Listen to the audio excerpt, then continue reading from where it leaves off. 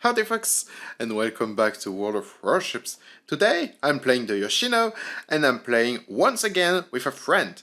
This time it's Ruby Frisco in his Salem. In case you don't remember, I already featured a replay from Ruby Frisco in his Salem in another map and in other conditions, of course. And this time I'm the hero, and well, he's part of the reasons why this battle was so... Well, I'm not going to spoil, okay? So, I'm going to shut up. Anyway, I'm playing a Yoshino with a Salem. These ships cannot be any more different if they try. The Salem is a ship that you need to play at close range because low velocity shells, a short range radar, everything good to fight in short ranges, along with a very good reload, of course. While the Yoshino, very slow reload, very high velocity shells, very long range, no radar at all. So really, these ships, they're pretty different. Let's put it that way. But I think that in this battle, we managed to fill our roles pretty well, actually. Now, I'm just trying to get the broadside of this Azuma, but the bugger is just trolling me. He was going in reverse, and then when I decided to shoot at him, he just decided, well, why don't I go forward? And all of my shells did just that. 4 over fucking penetrations. Doesn't... yeah, it's not very appealing, right? Anyway, let's shoot at something else. Well, Colombo cannot. Behind an island. That's too bad. Now, I'm starting to understand that there's quite a lot of enemy ships right here. They have 3 battleships and at least 1 cruiser, if not more. They also probably have a destroyer, which can spot me, so I won't control the engagement. So I really have to fall back. And I'm using one of the tricks that I already told you in a previous video, in the ARP Haguro. Use your goddamn torpedoes. You've got torpedoes, it's not to just have them and just keep them. You just launch them at whatever you think might come in your direction. In the Yoshino you have 20 fucking kilometers torpedoes, so really use them. You will sometimes hit something, and most of the time you will just surprise the enemy. They just won't expect to be torpedoed by a cruiser at 20 kilometers. And most of the time, even if they remember that you have torpedoes, they will just forget about them. They are going to take something like 2 to 3 minutes, if not more, to reach the 20 kilometers, so people will just forget. And sometimes, I must confess that I even forget myself that I even launched them.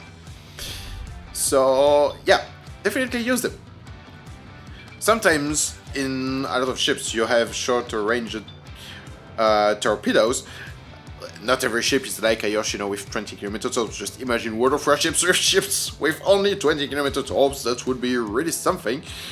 But yeah, talking about torpedoes, we just sank, well, Ruby Frisco just sank a Gdansk, very dangerous destroyer, so less torpedoes in our direction, which is going to be pretty good, because the Gdansk is a little terror at tier 10. It's really, well, a gunboat, and most of the time the gunboats don't have a great concealment, you know. They have awful concealment and they have no way of spotting the enemy ships, which make them somewhat balanced because you can outspot them. When you play Ashimakaze, for example, you just outspot a Kleber or Marceau or that kind of stuff. With a Gdansk, you cannot. The guy just got a radar. And if that isn't strong enough, the guy just got a shorter cooldown on the radar. So I think that's a very good thing, that this ship just died. So thank you, Ruby Frisco. You just destroyed one of the most OP ships at the moment, in my opinion. But yeah, broadside to a Hindenburg could have been a lot worse, but it's only 2 or 3 millimeters, so yeah, cannot really do much. These were 460 millimeter shells, so definitely I think it was the right call to turn out, because, well, these shells really really hurt. So nice to avoid them. Now, the Hindenburg can really farm me. If he starts to load the high explosive ammunition, he's going to just set me on fire again and again. But this time, it's just me setting him on fire. And, well,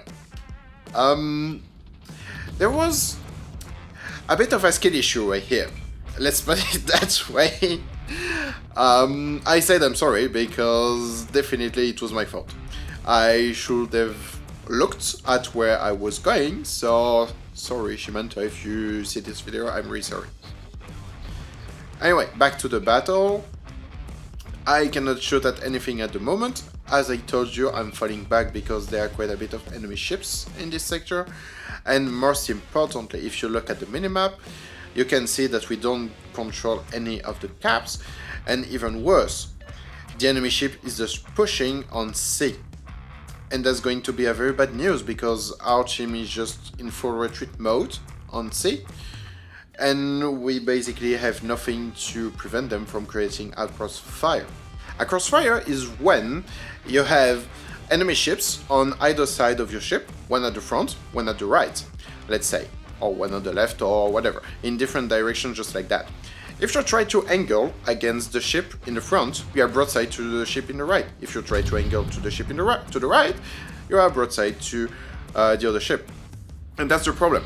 You just cannot angle against everyone. And they will take advantage of that. They will just slap the shit out of your broadside and your citadel by extension. And you are already running into a lot of troubles. And that's what you want to avoid. So to avoid that, well, to avoid the enemy doing so and to create one yourself, you need something called map control. You need to take just control of the map. And when you have that, you basically create your crossfire. That's as simple as that.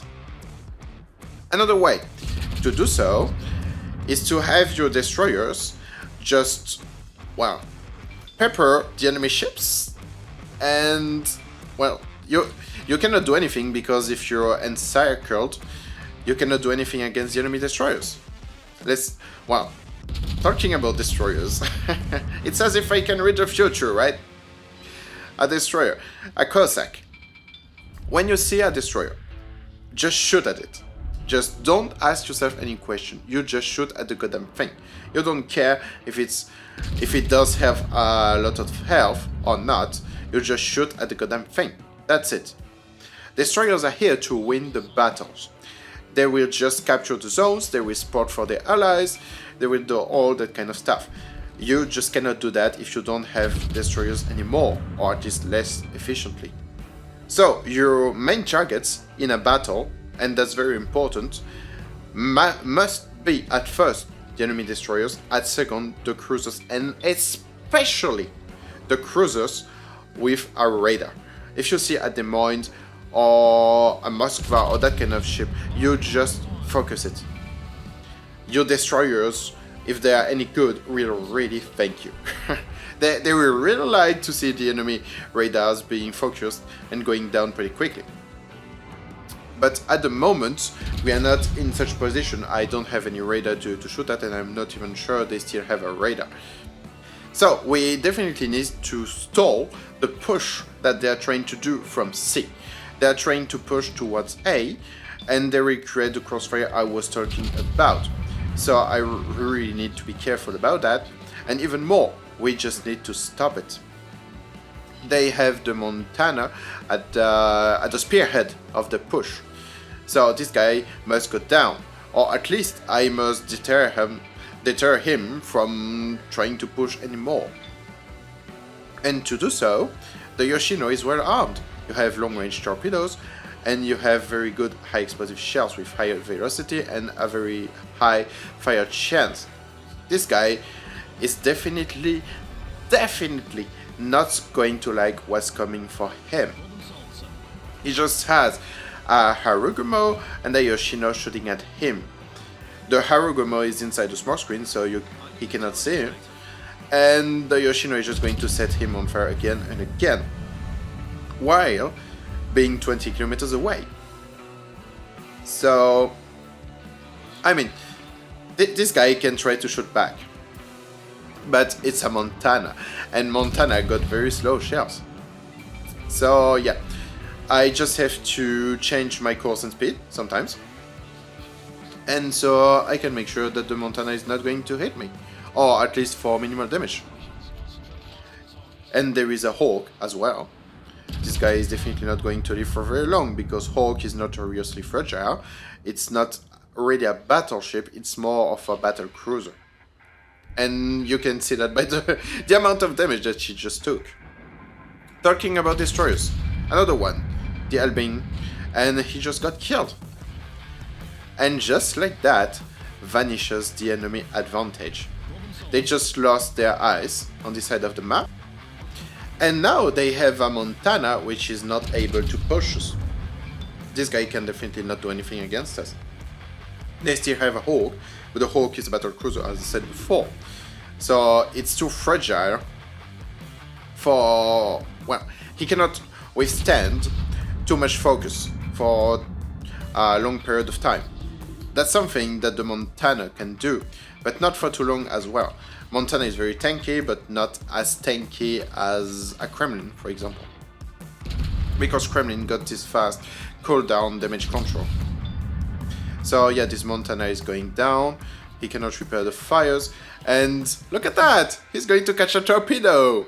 Yeah, a torpedo from, well, very far away, let's put it that way. So, when I told you to launch these torpedoes no matter what, just do it. If you have long-range torpedoes, just use them. That's the best advice I can give you, with these torpedoes at least. You miss every shot that you don't take, that's very important. Now, they have a broadside Wichita, the guy is just going back and forth, so there's not much I can do at the moment against this guy. Because he was broadside, so I decided to load the armor piercing. Then he went angled, so I loaded the high explosive. Then he went broadside again. And, well, he's probably going to get slapped. And, oh, he's still alive. Okay, why not? I will take it.